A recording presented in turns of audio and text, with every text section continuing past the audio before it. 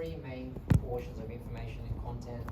We've got a separation of a headline or a title page or section, a bit of captions and an image, and also some room for body copy.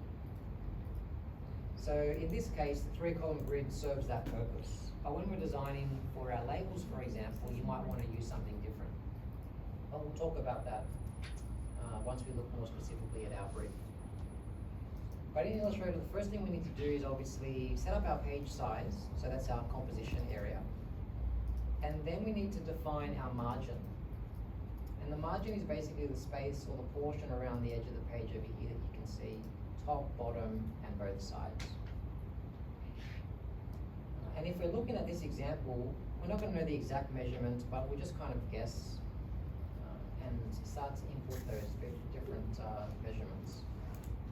But firstly, I can just basically make a rectangle at the exact same size of my document over here.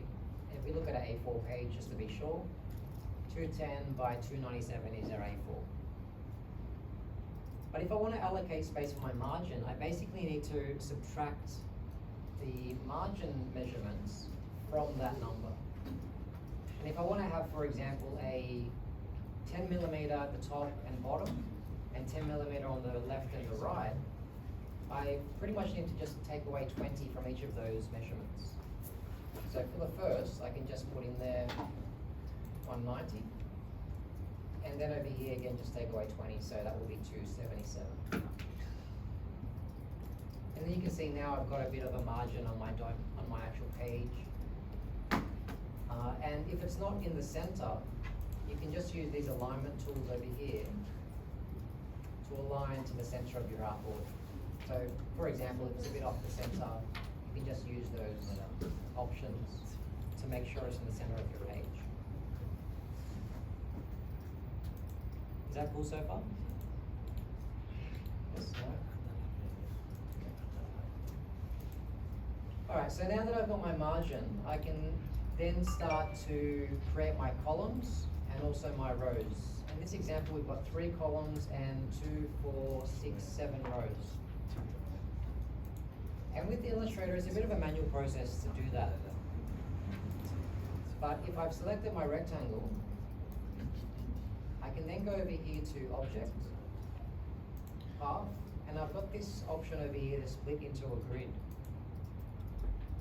And when I click on that, I get this dialog appear which lets me input the rows, columns, and also get a preview of that while I'm working. So we can just go over here, 3 columns and 7 rows.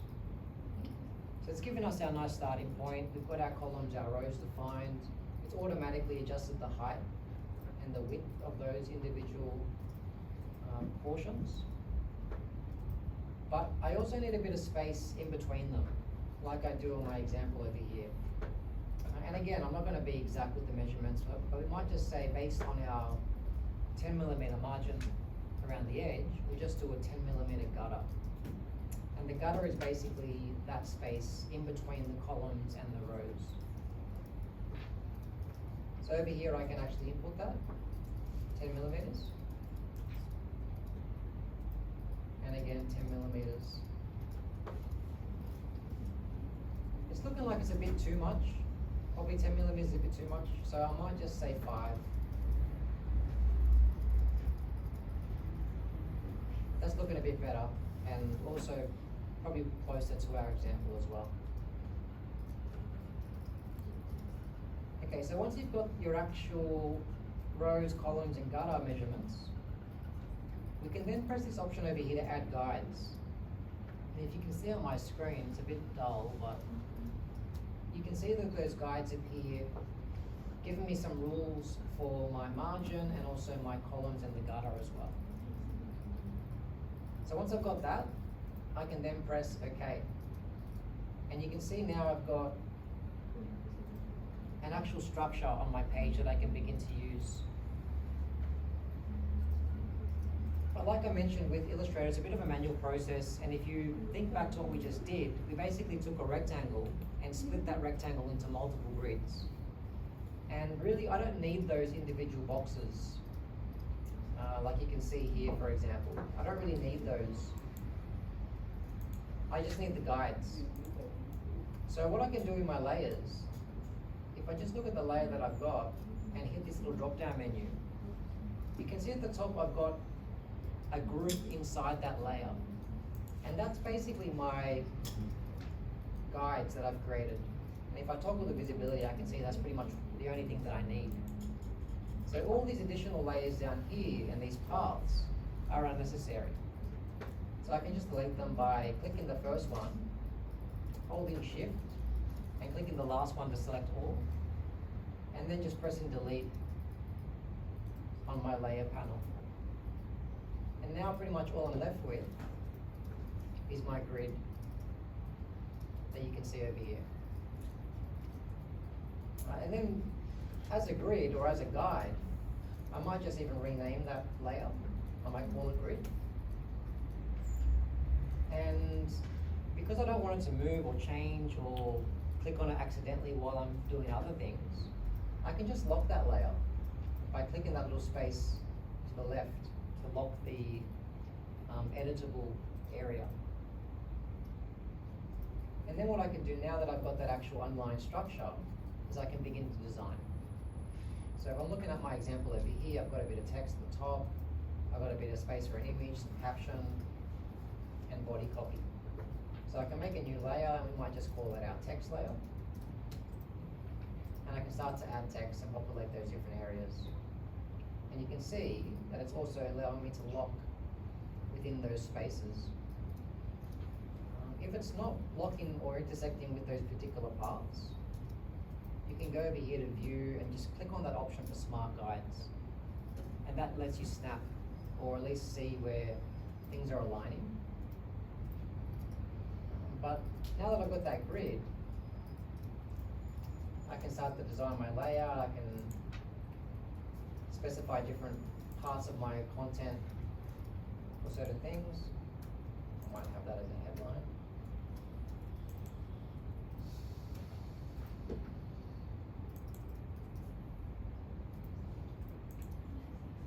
And you can start to see how I can begin to create a bit of a structure.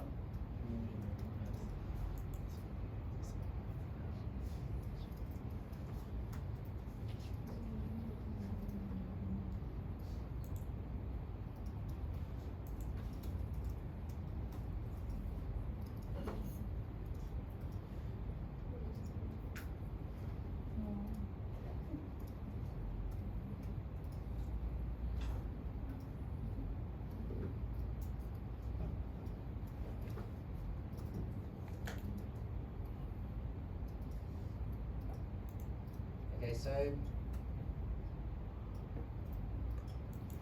basically I can begin to use that, make sure everything's aligned. You can see now there's an even space between the different columns. I got space for my imagery.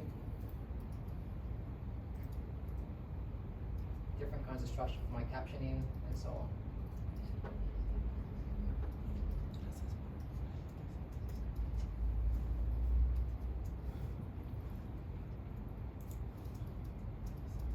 So once I've actually started to populate with different content, you can also start to see that I can toggle the visibility of the grid.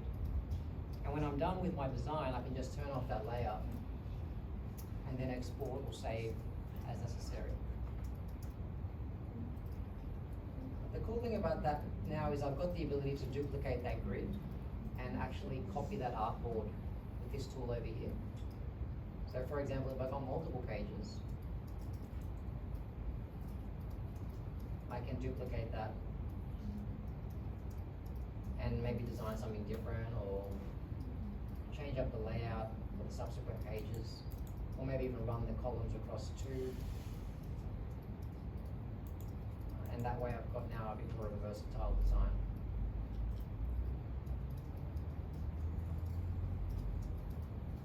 Any questions? Can I just ask you, where did you click to open the grid? Just back to the first step. Which place did you click? So with the grid, I basically had. Yeah, you did that, yeah, sure. I started first with my rectangle the same size as the page. Yeah. And Then I went to object, path, split into grid. Okay. Objects, parts, And then that gives me split grid. that option there to add the rows and the columns.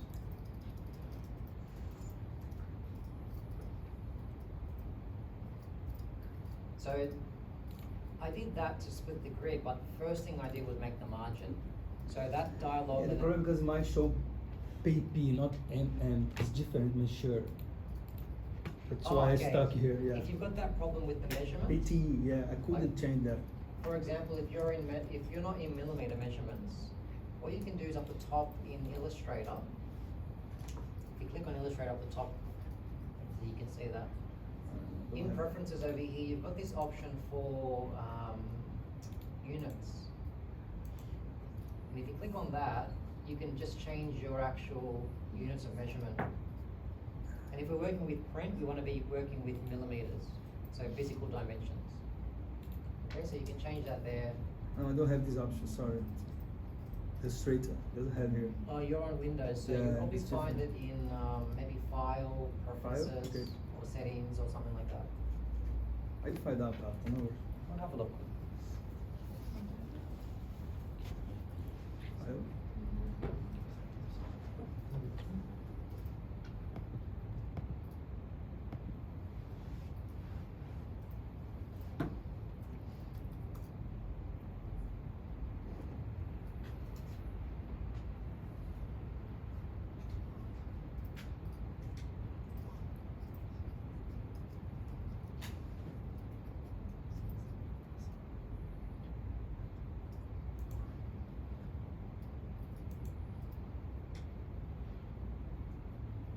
Set up, yeah, document set up. Oh, that's it. Alright, thanks. You're okay. Where was that setting, by the way? File. File and document setup. Okay, so if you're on Windows, it's Yes. a bit different to change that measurement. Document set. You go to File, Document Setup.